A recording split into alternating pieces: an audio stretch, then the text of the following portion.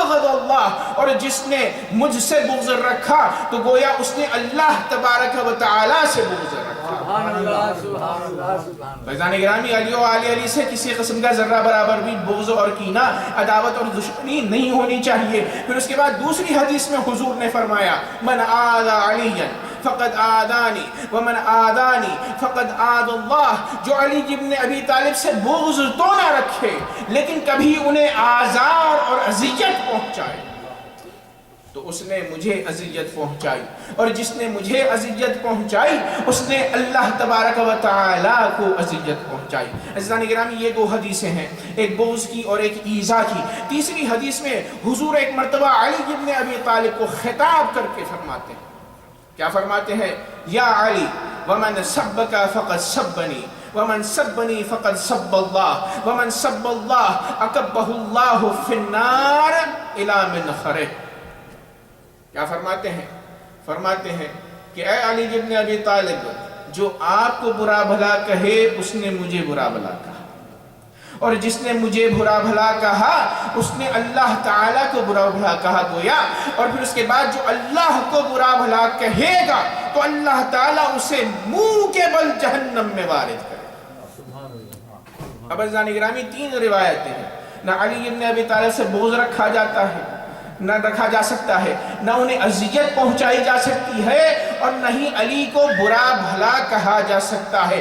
تینوں صورتوں میں انسان گویا اللہ کو اذیت پہنچا رہا ہے، اللہ کو برا بھلا کہہ رہا ہے، اور اگر کوئی شخص اللہ کو برا بھلا کہے، اللہ کو اذیت پہنچائے تو ایسے شخص کا اسلام سے کیا سروکار ہو سکتا ہے؟ اسی لیے سعید بن جبیر رسول اللہ کے صحابی ایک مرتبہ وہ یہ کہتے ہیں کہ میں عبداللہ ابن عباس کے ساتھ گزر رہا تھا، کہاں سے؟ آب زمزم کی طرف سے، مکہ الحرام سے، تو وہاں پر انہوں نے کچھ شامیوں کو دیکھا جو علی ابن ابی طالب کو برا بھلا کہہ رہے تھے۔ اور عزیزان گرامی، یہ بات آپ کے ذہن میں رہے کہ تاریخ میں علی ابن ابی طالب کے اوپر 40 سے 70 سال دشنام کہے گئے ہیں، یعنی برا بھلا کہا گیا ہے علی ابن ابی طالب کو۔ آج دنیا یہ کہتی ہے کہ شیعہ اصحاب کو برا کیوں کہتے ہیں؟ ہم پلٹ کر ان سے یہ سوال کرتے ہیں کہ بتلائیے، اصحاب نے ایک دوسرے کو برا بھلا کہا ہے، برا بھلا نہیں بلکہ گالیاں نکالی ہیں، دشنام، سب و شتم، گالیوں کو کہا جاتا ہے۔ تو ایک مرتبہ معاویہ کے ماننے والے بیٹھے ہوئے تھے زمزم کے قریب، اور انہوں نے برا بھلا سب و شتم، برا بھلا یعنی سب و شتم کرنا شروع کیا علی ابن ابی طالب کو۔ تو جیسے ہی وہاں سے عبداللہ ابن عباس گزرے، سعید ابن جبیر ان کے ساتھ ہیں، تو انہوں نے ایک مرتبہ پلٹ کر کہا تم میں سے کس نے اللہ کی شان میں گستاخی؟ تو ان شامیوں نے کہا کہ ہم نے اللہ کی شان میں گستاخی نہیں کی، ہم تو علی کو برا بھلا کہہ رہے تھے۔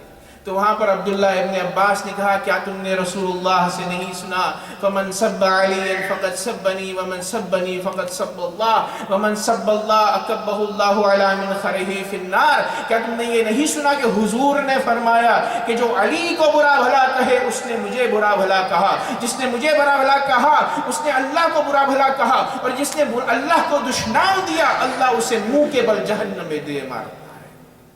تو یہ جو تم برائی کر رہے ہو علی کی، تو گویا اللہ تبارک و تعالی کی برائی ہے۔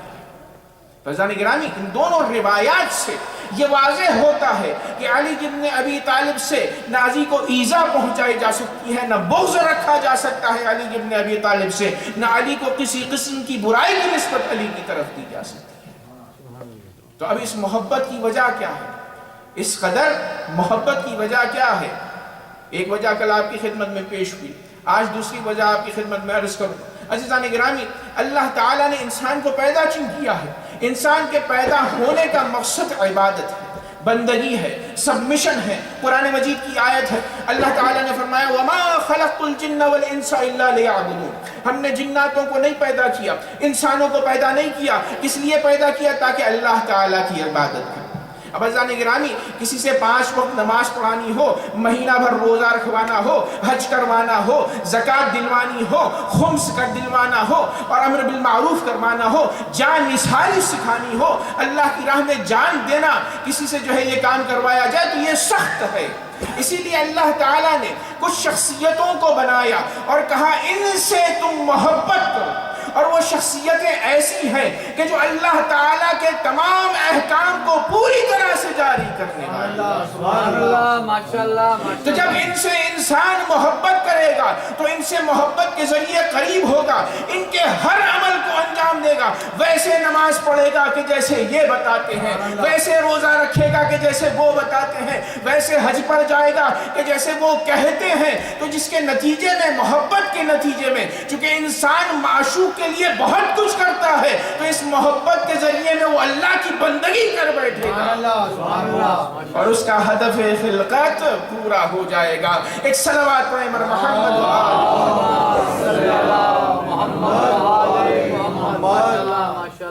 علی و آل علی سے محبت کا مقصد سمجھ میں آیا تاکہ ہم ان سے قریب ہوں. قریب ہونے کے بعد ان کے کردار کو اپنائیں.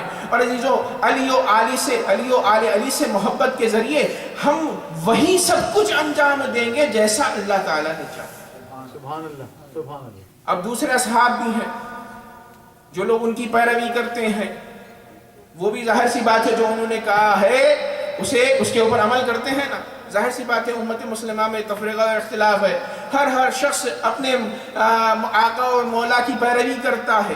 تو اب علی ابن ابی طالب کی پیروی کرنے سے کیا پلس پوائنٹ ہے، کیا فائدہ ہے؟ یہ پلس پوائنٹ ہے کہ علی نے جو کہا ہے اگر اس پر آپ عمل کریں تو مطلب یہ ہے کہ 100% آپ کا عمل ویسے ہی ہے جیسے اللہ تعالیٰ نے چاہا. سبحان اللہ، ماشاءاللہ، ماشاءاللہ.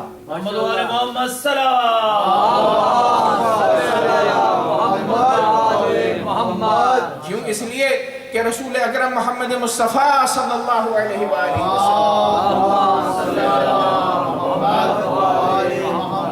وسلم نے کیا فرمایا؟ حضور فرماتے ہیں کہ علی مع الحق والحق مع علی.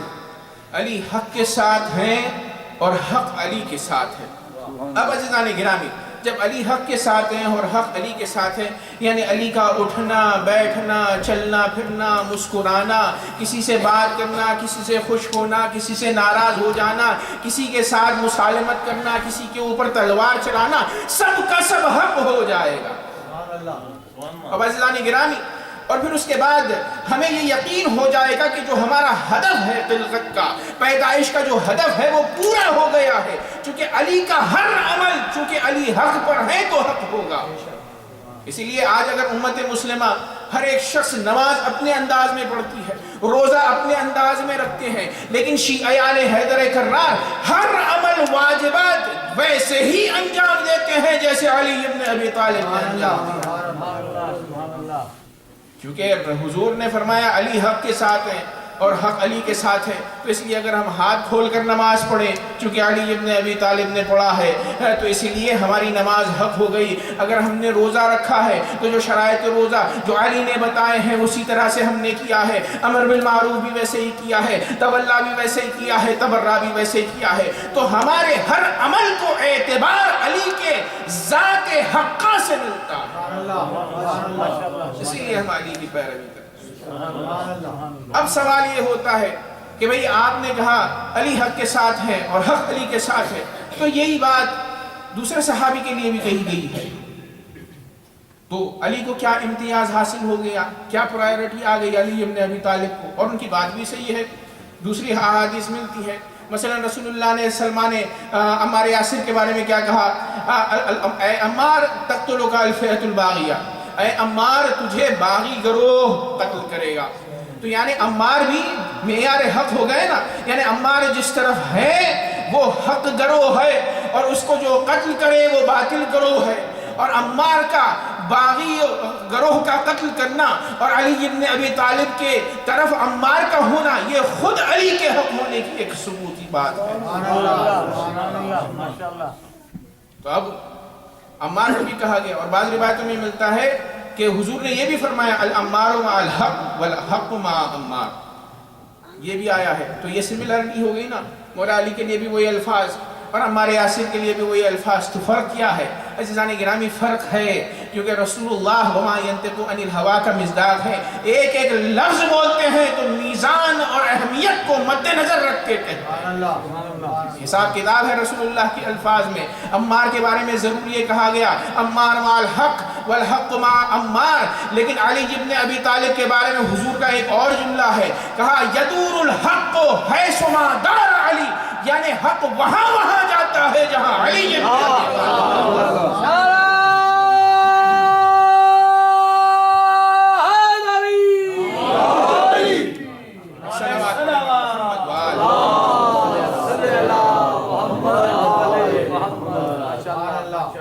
جملہ یہاں پر اضافی ہے, کہا گیا کہ حق جہاں جہاں علی ابن ابی طالب جاتے ہیں وہاں وہاں حق جاتا ہے. عزیزان گرامی, انسان کا علی کے ساتھ ہونا اس کی حقانیت کو پہنچاتا ہے, اور انسان کا علی ابن ابی طالب کے ساتھ ہونا اس کے وجود کی حقانیت کو بھی پہنچاتا ہے. توجہ فرمائیے گا, انسان کا حق ہونا الگ ہے اور انسان کے وجود کا حق ہونا دوسری بات ہے. کیوں؟ اس لیے کہ انسان کا وجود حق پر اس کی بنیاد کب ہوتی ہے؟ اس وقت ہوتی ہے کہ جب اس کا وجود ماں باپ کے صحیح نکاح کے ذریعے. تو جب کہا جاتا ہے کیا انسان کا وجود حق پر ہے, لیکن اگر ماں باپ نے عقد نہیں کیا اور اولاد متولد ہو گئی تو انسان کا وجود شبہناک ہو جاتا ہے, حق پر نہیں ہوتا. اور عزیزان گرامی, علی کی محبت حق کے ساتھ انسان کے وجود کے متمسک ہونے کو بتلاتی ہے. اسی لیے حضور محمد مصطفیٰ صلی اللہ علیہ وآلہ وسلم فرمایا امتحنوا اولادکم بحبہ فمن احبہ فہو منکم ومن ابغضہ فلیس منکم. اے لوگو, ایہا الناس, تم اپنے بچوں کو علی ابن ابی طالب کی محبت سے آزما.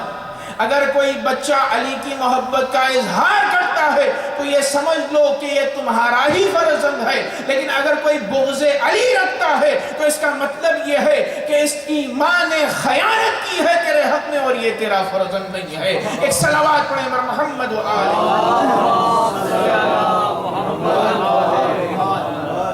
اسی وجہ سے تاریخ میں ہمیں یہ ملتا ہے کہ لوگ آتے تھے. ابو سعید خدری نے اس روایت کو نقل کیا ہے, سلمان فارسی نے نقل کیا ہے, بے شمار اصحاب ہیں جنہوں نے رسول اللہ سے نقل کیا ہے کہ علی ابن ابی طالب کی ذات حق و باطل وجود کو ثابت کرتی ہے.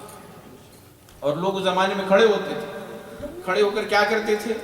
کھڑے ہو کر یہ کرتے تھے کہ اپنی اولاد کو, جیسے ہی حضور نے یہ روایت پڑھی اور یہ حکم بتایا تو لوگ ٹیسٹ کرتے تھے اس چیز کو, اپنے بچوں کو گلی کے پاس لے جاتے تھے چھپ کر, سب کے سامنے یہ کام نہیں ہوتا تھا.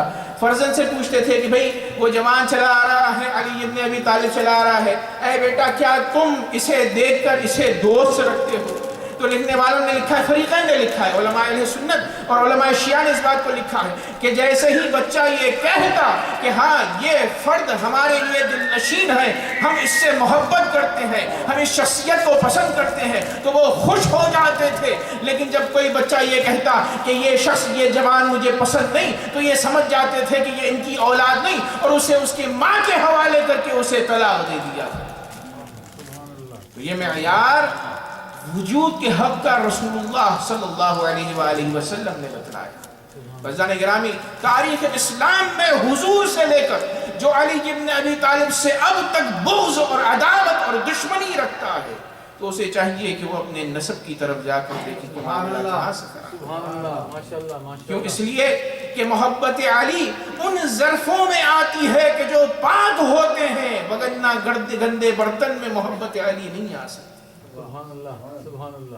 اور عزیزان گرامی, امت مسلمہ میں بہت سارے لوگ ہیں کہ جو محبت علی ابن ابی طالب رکھتے ہیں, فریقین بھی رکھتے ہیں. اہل سنہ میں سے بہت سارے ہیں کہ جو عشاق علی ابن ابی طالب ہیں, لیکن بس فرق یہ ہے کہ ہمیں تمیز یہ دینا ہے کہ کون بہتر ہے تاکہ بہتر کی پیروی کی جائے, کون افضل ہے اور کون مفضول ہے, کون استاد ہے اور کون شاگرد ہے. اور سارے صحابہ کرام نے یہ اس متفق ہو کر اس بات کو پہنچایا ہے کہ رسول اللہ کی زندگی میں اور رسول اللہ کے بعد تمام صحابہ میں علی ابن ابی طالب زہد, تقوی, علم اور پارسائی ہر چیز میں سب سے افضل ہے. جب علی ابن ابی طالب ہر چیز میں افضل ہے تو افضل کو چھوڑ کر اس سے کم تر کی پیروی کرنا کون سی منطق اور کون سی دلیل؟ ماشاءاللہ, ماشاءاللہ, ماشاءاللہ. لہذا رسول اللہ نے کہا علی سے محبت کرو، اور ایسے علی سے محبت کرو کہ جس میں تمام کمالات حسنہ جمع ہو گئے، جو خطا کی راہ پر کبھی نہیں جا سکتا، جو آئے تطہیر کا مصداق ہے، انما یرید اللہ لیذہب عنکم الرجس اہل البیت ویطہرکم تطہیرا،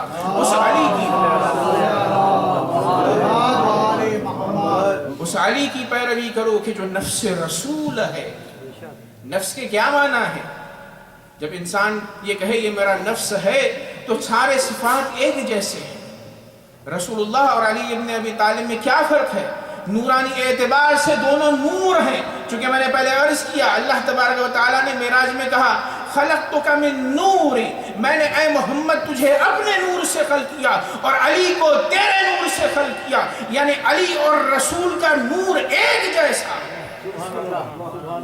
یا مادیات میں اگر میں مثال دینا چاہوں تو سمجھ لیجئے ایک سیب ہے کہ جس کے دو ٹکڑے کیے گئے، جس میں جو شیرینی اس حصے میں ہے وہی شیرینی دوسرے حصے میں ہے، وہی شیرینی تیسرے حصے میں ہے، اور یہ ایک ایسا سیب ہے کہ جس کے رسول اللہ کو ملا کر 13 شقیں ہیں جس میں ہر ایک میں مزہ ایک جیسا ہے۔ بس ہم یہی کہتے ہیں، ہمارا ادعا یہی ہے، آؤ ان سے منسلک ہو جاؤ، ان سے مل جاؤ کہ جو ہر اعتبار سے آئینِ رسول اللہ۔ ہر دور میں اگر رسول اللہ کو قیامت تک دیکھنا ہے تو علی اور آل علی کو دیکھیے۔ اور حضور نے دوسری جو وجہ ہے علی ابن ابی طالب سے، تیسری وجہ دراصل محبت کی، تو وہ ایک فطری تقاضا ہے۔ کون سا فطری تقاضا ہے؟ یہ فطری تقاضا ہے کہ حضور نے کہا کہ میری حیثیت امت مسلمہ میں ایک باپ جیسی ہے، اور علی ابن ابی طالب کی حیثیت وہی ہے جو میری حیثیت ہے۔ اسی لیے حضور نے فرمایا انا و علی ابوا ہذہ الامہ۔ توجہ فرمائیے گا اس حدیث پر، کیا فرماتے ہیں؟ فرماتے ہیں کہ میں اور علی ابن ابی طالب اس امت کے دو باپ ہیں، ابوا ہذہ الامہ وَلَحَقُّنَا عَلَيْهِمْ أَعْظَمُ مِنْ حَقِّ أَبَوَيْ وِلَادَتِهِمْ، اور ہمارا حق دونوں کا، ہمارا حق ان پر ان کے دونوں والدین سے بڑھ کر ان پر۔ جانی گرامی، انسان کے اوپر کچھ لوگ حق رکھتے ہیں اس دنیا میں، سب سے پہلا حق کس کا ہے؟ والدین کا ہے۔ والدین انسان کو وجود بخشتے ہیں نا، اور پھر اس کے بعد حق باپ کا رتبہ کسی دیا گیا ہے، ایک سسر کو بھی دیا گیا ہے، کہا کہ یہ بھی تمہارا نسبی باپ ہے، اور اسی طریقے سے باپ کا رتبہ استاد اور معلم کو بھی دیا گیا ہے، کہا گیا ہے چونکہ وہ تمہاری معنوی پرورش کا ذمہ دار ہوتا ہے تو اسی لیے تمہارا استاد بھی تمہارا باپ ہے۔ لیکن عزیزان گرامی، ان تمام اساتذہ اور باپوں کے درمیان اہل بیت اور اطہار کو، رسول گرامی قدر کو اور مولا علی کو فوقیت حاصل ہے۔ کیوں؟ وجہ کیا ہے؟ وجہ یہ ہے کہ گرچہ والدین انسان کے ظاہری وجود کا سبب ہیں، انسان کے کمالات کا سبب اس کا استاد ہے، لیکن علی اور محمد وہ ہیں کہ جس کی وجہ سے انسان کا ظاہری وجود بھی وجود میں آیا۔ کیوں؟ اس لیے کہ اللہ تعالیٰ نے ساری کائنات کو حضور اور علی کی محبت میں پیدا کیا ہے، تو ہمارا ظاہری بھی وجود ان کی وجہ سے ہے اور ہمارا معنوی کمال بھی ان کی وجہ سے ہے۔ اسی لیے یہ استاد سے، والدین سے زیادہ ہم پر حق رکھتے ہیں۔ انا و علی ابوا ہذہ الامہ، میں اور علی اس امت کے دو باپ ہیں، وَلَحَقُّنَا عَلَيْهِمْ أَعْظَمُ مِنْ حَقِّ أَبَوَيْهِمْ، اور ہمارا حق ان کے حقیقی ماں باپ سے زیادہ ان پر ہے۔ کیوں؟ فرماتے ہیں لِأَنَّنَا نُنْقِذُهُمْ مِنَ النَّارِ إِنْ أَطَاعُونَا، کیوں؟ اس لیے کہ اگر وہ ہماری پیروی اور اطاعت کریں تو ہم انہیں جہنم کی آگ سے نکال کر جنت کی طرف لے جاتے ہیں۔ وَنُلْحِقُهُمْ بِالْعُبُودِيَّةِ بِخِيَارِ الْأَحْرَارِ، اور بندگی ان سے کروا کر اس عشق رسول اور اس عشق علی ابن ابی طالب کے نتیجے میں جو انسان بندگی کرتا ہے اس سے اللہ تعالیٰ کے یہ رسول اور علی انسان کو احرار یعنی آزادوں کی صف میں کھڑا کر دے۔ آزادگان کی صف میں انسان کھڑا ہو جاتا ہے۔ اسی لیے فطری تقاضا ہے، جیسے ماں باپ سے محبت کی جاتی ہے اس سے بڑھ کر علی اور آل علی سے محبت ہونی چاہیے۔ اس لیے عزیزان گرامی امام صادق علیہ السلام فرماتے ہیں اس آیت کے متعلق کہ جس میں اللہ تعالیٰ نے فرمایا اعبدوا اللہ، اللہ کی عبادت کرو، ولا تشرکوا بہ شیئا، اور اس کا شرک قرار نہ دو، اس کا شرک قرار نہ دو، وبالوالدین احسانا، اور والدین کے ساتھ احسان کرو۔ عربی زبان میں والد یعنی سنگولر ہے، والدان یعنی باپ، والدان یعنی دو باپ، لیکن عام طور سے والدان جب کہا جاتا ہے تو اس کا اطلاق کس پر ہوتا ہے؟ باپ پر اور ماں پر والدان کہا جاتا ہے، ٹھیک ہے؟ تو یہ ہے دو کے لیے کلمہ۔ تو امام فرماتے ہیں کہ یہاں پر والدین سے قرآن مجید میں جو احسان کا تذکرہ آیا ہے، اور عزیزان گرامی اللہ تعالیٰ ایک اور جگہ پر فرماتا ہے اعبدوا اللہ ولا تشرکوا بہ شیئا وقضى ربک الا تعبدوا الا ایاہ، اللہ کا یہ اٹل فیصلہ ہے کہ اس کے علاوہ تمہیں کسی کی عبادت نہیں کرنی ہے، اور والدین کے ساتھ احسان۔ سبحان اللہ۔ اپنی بندگی کے فوراً بعد کہا والدین کے ساتھ احسان کرو۔ امام صادق فرماتے ہیں یہ والدین سے مراد تمہارے ماں باپ نہیں ہے، پہلے درجے میں یہ والدین سے مراد محمد اور علی ابن ابی طالب۔ ایک صلوات پڑھیں بر محمد۔ والدین سے مراد علی اور رسول گرامی قدر ہے۔ تو عزیزان گرامی یہاں پر مجھے نتیجہ لینے دیجئے کہ جو علی ابن ابی طالب جو محمد امت کا باپ ہو، تو محمد کی ازواج ماں ہوئی جسے قرآن مجید نے ماں بنایا ہے، ام المومنین، وَأَزْوَاجُهُ أُمَّهَاتُكُمْ۔ یہ بھی کس نے کہا؟ حضور کی زبانی ہم تک آیا ہے نا، حضور نے کہا کہ حضور کی بیویاں تمہاری مائیں ہیں، تو ہم نے مان لیا۔ اب یہاں پر حضور نے یہ بھی کہا کہ علی تمہارے باپ ہیں، تو اس کا مطلب یہ ہے کہ علی ابن ابی طالب کی زوجہ فاطمہ الزہرا بھی امت کے لیے امت کی ماں قرار پائے۔ تو جس طرح آپ رسول اللہ کی ازواج کو ام المومنین کہتے ہیں، وہی احترام بلکہ اس سے بڑھ کر فاطمہ الزہرا کو ام المومنین کی حیثیت سے دینا چاہیے۔ ایک صلوات پڑھیں محمد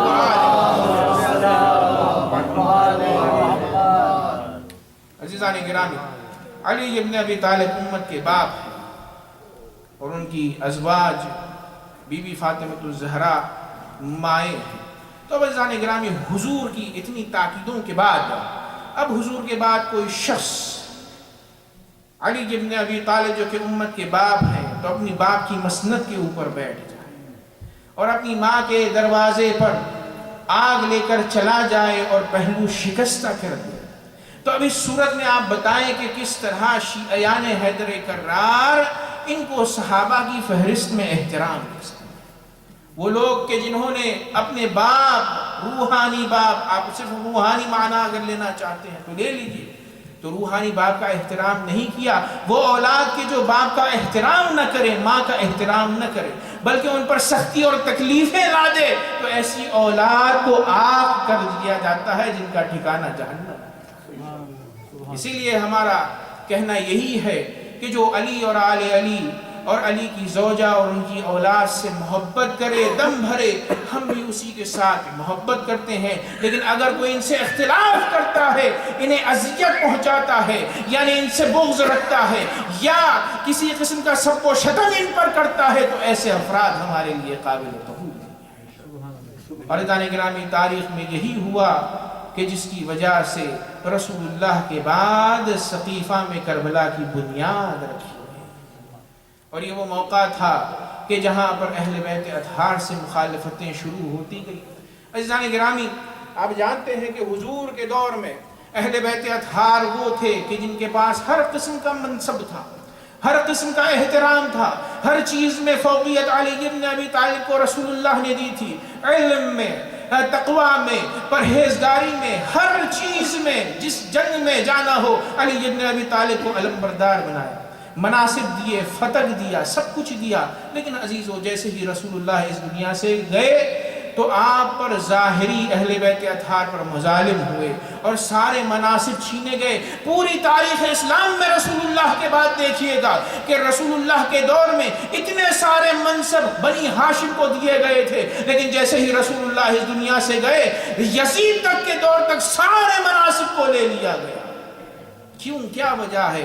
مسلمان ان باتوں پر سوچیں۔ ہم کہتے ہیں وجہ بغض اہل بیت اطہار ہے کہ جس کی ابتدا رسول اللہ کی وفات کے بعد ہوئی اور انتہا کربلا کو پہنچی۔ لیکن عزیزان گرامی، اس دور میں بھی جب ابا عبداللہ الحسین کربلا پہنچے ہیں تو کچھ افراد ایسے تھے کہ جن کے دل میں خالصتاً لوجہ اللہ اہل بیت اطہار کی محبت تھی، اور ایسے اصحاب امام حسین کو چاہنے والے ملے، گرچہ کم تعداد میں تھے، لیکن امام نے ان کی ستائش کرتے ہوئے فرمایا وَإِنِّي لَا أَعْلَمْ أَصْحَابًا أَوْفَىٰ وَلَا خَيْرًا مِنْ أَصْحَابِي۔ میں نے جیسے اصحاب پائے ہیں، نہ بھائی حسن کو ملے، نہ بابا مولا علی کو ملے، نہ رسول اللہ کو ایسے اصحاب ملے کہ جو میرے اوپر اپنی جان کو نثار کرنا چاہتے ہیں۔ عزیزان گرامی، شب عاشور جیسے ہی آئی تو ایک مرتبہ امام نے اپنے اصحاب کو جمع کیا۔ کریم امام ہے، نہیں چاہتا ہے اپنے چاہنے والوں کی جان چلی جائے۔ ایک مرتبہ کہا، اصحاب کو جمع کیا، کہا کہ تم نے قربانی کی ہے، میرے ساتھ آئے ہو، لیکن موت سامنے ہے، چلے جاؤ، جسے جہاں جانا ہے چلا جائے۔ عزیزان گرامی، کوئی نہیں اٹھا، 72 میں سے کوئی نہیں اٹھا، تعداد میں اختلاف ہے اصحاب حسین کی، کوئی نہیں اٹھا۔ ایک مرتبہ امام نے لحاظ کیا۔ عزیزان گرامی، امام کا کرم دیکھیے، چراغ جل رہا تھا، چراغ کی لو کو خاموش کر دیا اور کہا اب تو اندھیرا ہو گیا ہے، اب جو چلا جانا چاہے چلا جائے۔ عزیزان گرامی، لکھنے والے نے لکھا ہے کافی دیر تک اندھیرا رہا، لیکن جیسے ہی امام نے چراغ کو پھر سے چلایا دیکھا کوئی اپنی جگہ سے نہیں اٹھا ہے۔ ایک مرتبہ مسلم ابن اوسجہ اپنی جگہ سے اٹھتا ہے اور محبت آل علی کو دیکھیے، اٹھ کر مسلم ابن اوسجہ کہتا ہے کہ اے حسین ابن علی، اگر 70 مرتبہ مجھے آپ کی محبت میں شہید کیا جائے، میرے بدن کے ٹکڑے ٹکڑے کیے جائیں، مجھے جلایا جائے، میری رات کو ہواؤں میں بکھرایا جائے، تب بھی مجھے اگر زندہ کیا جائے تو یہ جان نثار تیار ہے اپنی جان کو آپ پر قربان کرنے۔ عزیزان گرامی، امام زمانہ کو حسین کے انتقام کے لیے ایسے اصحاب چاہیے، چونکہ ایسے اصحاب نہیں ہیں تو اسی لیے امام کہتے ہیں وَلَأَبْكِيَنَّ عَلَيْكَ بَدَلَتْ دُمُوعِ دَمَا۔ ایشی ہو لمحے فکریہ ہے، امام کیوں ظہور نہیں فرما رہے ہیں؟ ظہور نہ کرنے کی وجہ خود ہمارے اعمال ہیں۔ ہم اپنے کرداروں کو سنواریں تاکہ ہمارا امام ہم پر اعتماد کرتے ہوئے آئے۔ عزیزان گرامی، جیسے ہی صبح عاشور نمودار ہوئی، جنگ شروع ہوتی ہے تو ایک صحابی امام کا امام سے ملحق ہوا۔ کون؟ وہ کہ جس کا نام حر بن یزید رحائی اور جس کے ماتم کے لیے آج ہم جمع ہوئے ہیں۔ کون حر؟ وہ حر کہ جس نے امام کے راستے کو روکا تھا۔ ایک مرتبہ لکھنے والوں نے لکھا، ارباب مقتل کہتے ہیں کہ جیسے ہی پہلا حملہ ہوا اس کے بعد حر کے حواس باختہ ہو گئے، چہرے کا رنگ بدل گیا، حر کا بدن لرز رہا ہے۔ کوفے کے شجاع بندوں میں سے تھا، پہلوان تھا۔ ایک مرتبہ کسی نے پوچھا اے حر، کیا وجہ ہے کہ تو مزبزب نظر آ رہا ہے، لرزب اندام ہے؟ تو ایک مرتبہ حر نے کہا کہ اے شخص، کیا بتاؤں، میں اپنے آپ کو جہنم اور جنت کے درمیان دیکھ رہا ہوں۔ ایک طرف عمر سعد کا لشکر ہے، دوسری طرف یکو تنہا زہرا کا لال ہے، میں کیسے نصرت نہ کروں؟ عزیزان گرامی، اس نے فیصلہ کیا۔ عزیزو، حر کا فیصلہ بڑا گراں قیمت ہے، دنیا موجود ہے، ٹھوکر ماری ہے حر نے دنیا کو۔ ایک طرف فوراً پلٹ کر گھوڑا دوڑاتے ہوئے امام کے ساتھ آئے۔ ایک مرتبہ اپنے غلام سے اور اپنے 2 بچوں سے، علی اور بکیر سے کہا کہ میرے دونوں ہاتھوں کو میرے پیٹھ سے باندھ دو، میں شرمندہ ہوں۔ یہ ہاتھ وہ ہاتھ ہے جس نے لجام فرس ابا عبداللہ الحسین پر ہاتھ ڈال کر اسے روکا۔ ارے میری وجہ سے تو اس مظلومیت میں ابا عبداللہ الحسین ہے۔ ایک مرتبہ ہاتھوں کو بنوایا۔ لکھنے والوں نے لکھا کہ جیسے جا رہا تھا امام کی طرف، امام جانتے تھے کہ حر آنے والا ہے، غیب سے جانتے تھے۔ ایک مرتبہ کہا اے عباس آگے بڑھو، اے علی اکبر آگے بڑھو، مہمان آ رہا ہے، مہمان نوازی کرو۔ عزیزان گرامی، حر نے جیسے ہی عباس و علی اکبر کو دور سے آتا ہوا دیکھا تو یہ احترام اچھا نہیں لگا، فوراً اپنے آپ کو گھوڑے سے زمین کربلا پڑا۔